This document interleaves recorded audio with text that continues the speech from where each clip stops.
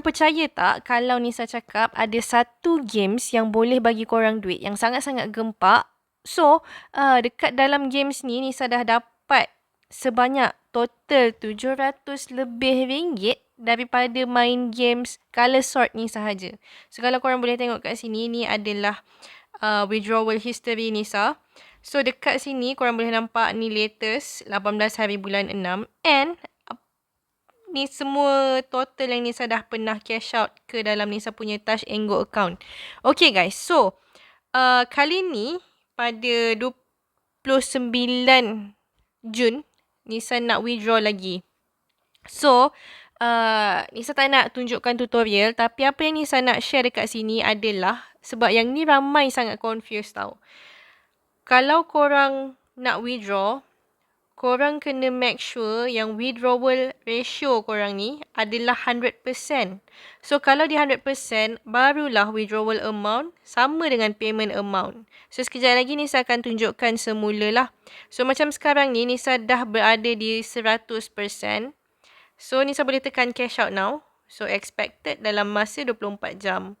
So, Nisa dah withdraw. So, korang boleh tengok kat sini. Withdrawal in process. So, esok memang akan masuk ke dalam Nisa punya Touch and Go lah. And dekat sini, Nisa still ada lagi RM950. So, tekan dekat sini. So, korang boleh pilih lah RM20, RM50, RM80 dengan RM100. Memandangkan Nisa punya balance ada lagi RM950. So, Nisa akan withdraw sebanyak RM100. So, tekan withdraw now. Okay. So, dekat sini, korang kena ambil perhatian sikit. Nisa tadi withdraw 100 kan. Tapi payment amount RM1. So, kalau kata korang tekan button cash out now, korang akan dapat RM1 ni sahaja tau. Berbanding dengan yang tadi, Nisa akan dapat 100. Sebabnya ratio dah 100%. Macam mana nak 100% ratio? Korang boleh tengok kat sini.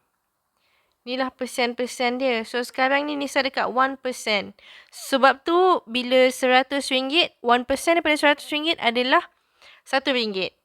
So, Nisa nak unlock yang ni, Nisa tekan eliminate bacteria. So, bila eliminate bacteria, korang kena habiskan sampailah korang unlock 100% ni. So, korang memerlukan yang ni lah. Macam mana nak dapatkan tube tu? Korang tekan dekat open treasure chest ni. Tekan open. Macam sekarang tengok Nisa dapat cash. So dia ikut pada nasib juga tau. So korang akan dapat cash ke, korang dapat tube ke. So korang kena cuba banyak-banyak kali. Untuk nak dapatkan treasure chest tu, dekat sini lah.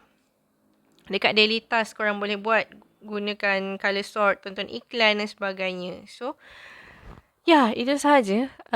Nisa just nak bagi tahu dekat korang yang games ni memang sangat legit membayar sebabnya Nisa dah cash out banyak kali. So, selain daripada games ni, korang boleh juga cuba games-games lain yang Nisa dah pernah share sebelum ni. Sebab memang semua games ni memang dia legit membayar, okay?